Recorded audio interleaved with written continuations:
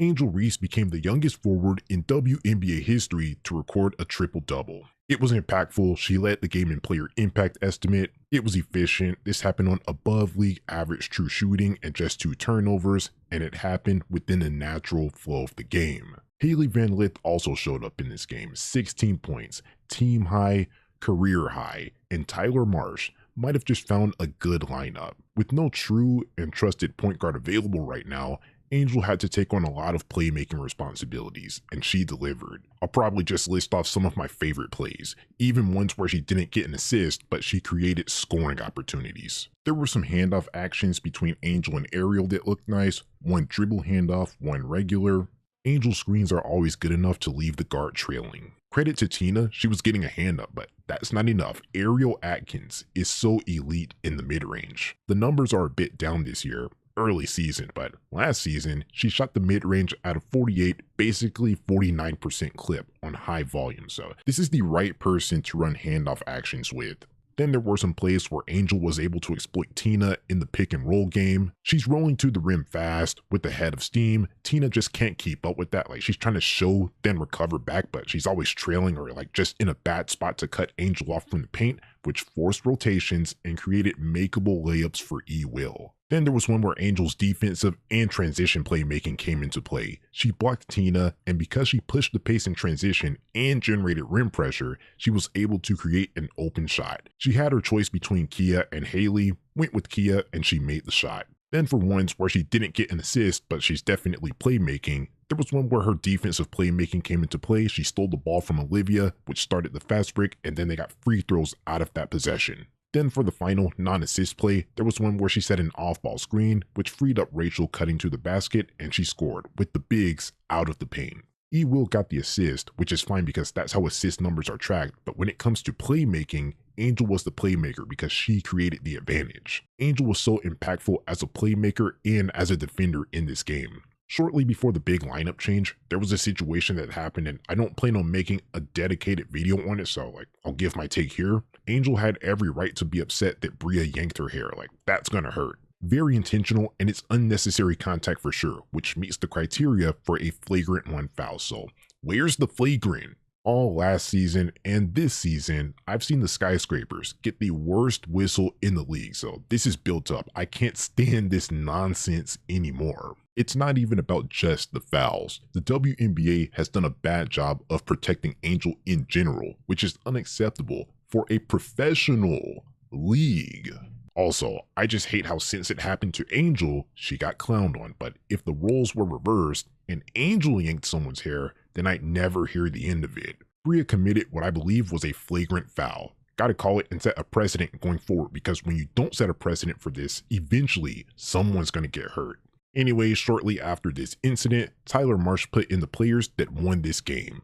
In the third quarter, at the 5:58 mark down 3, Michaela and Hailey were both in the game. They never sat until the game was over. They both brought a lot of stuff to the table, especially when it came to guarding or exploiting Marina Mabry's defense. On offense, HVO was using her quickness to get downhill on everyone and putting a lot of pressure on the rim. She also played some good defense. Then Michaela, on offense, she exploited Marina's lack of defense sometimes, smart basketball. Then on defense, she completely took Marina out of the game. In the first half, Marina scored 16 points on 72% true shooting. In the second half, Marina scored 6 points on 38% true shooting. HVL and Michaela impacted this game greatly. See what happens when you run everyone at their natural positions and let them play in roles that are suited for their games? This could have just been nothing going against the bad Sun team, but I like this lineup. Ariel, HVL, Michaela, and the Skyscrapers. I don't know if Tyler is going to start with it next game, but it's worth looking into more. They looked so good. Alright, back to Angel's triple-double. I want to talk about it more, debunk some stuff. In this game, Angel had a player impact estimate of 24, which led everyone in the game. Player impact estimate, Pi, takes in all of the box score stats and tries to measure a player's impact on the game by seeing what percentage of the game they were responsible for. Every game has 100 Pi points to give out between everyone, so having a Pi of 24 means that she impacted just shy of a quarter's worth of this game, so that's for Jeff Pagliacca. She was the most productive player on the court. For an NBA comparison, 24 is better than what Nikola Jokic would average for a whole season. He's somewhere around 20. But since there's different dynamics at play in NBA games then, for WNBA players, this is a little better than what Angel Wilson averaged last season at 23.4. Not saying that Angel is on the level of those players, this is just one game. They averaged that for whole entire seasons, but in this one specific game, she had an MVP level impact on the game. I'm usually anti just box score stats because they don't show the entirety of the game. I'm more of an eye test type of guy, but this actually lines up with my eye test. Definitely the most impactful player on the court. Next, about her scoring. I got called a liar when I said that Angel had a 54% true shooting percentage in this game, when I'm completely right. Here's what they're either mad about or oblivious to. They're looking at field goal percentage, where it says that Angel shot 2 of 7 from the field, 28%, which is true.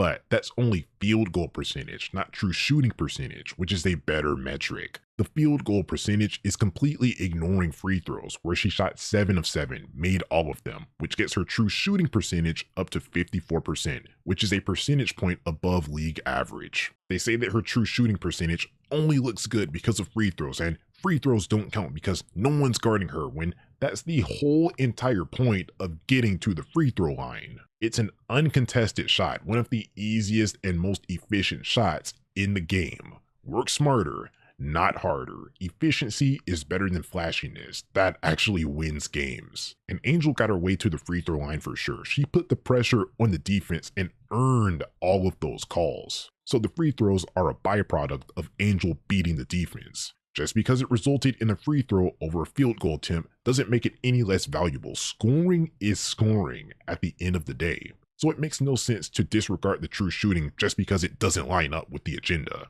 In this game, because Angel took and made free throws, the true shooting percentage told a more accurate story of her whole entire scoring profile than field goal percentage, which doesn't factor in free throws. Angel had an efficient shooting night. That's that, as well as an efficient assist to turnover ratio. Lastly, for the 13 rebounds, 10 of them were defensive rebounds, so there's no way they could be off her own misses, and the 3 offensive rebounds that she got were off her teammates' misses, not hers, which means that rebounds made up 0% of her rebounding profile in this game. There's literally nothing to say. 13 ethical Reese bounds. Rebounds, me bounds, rebounds, key bounds, T bounds, T bounds, anything that comes off that board, it's mine.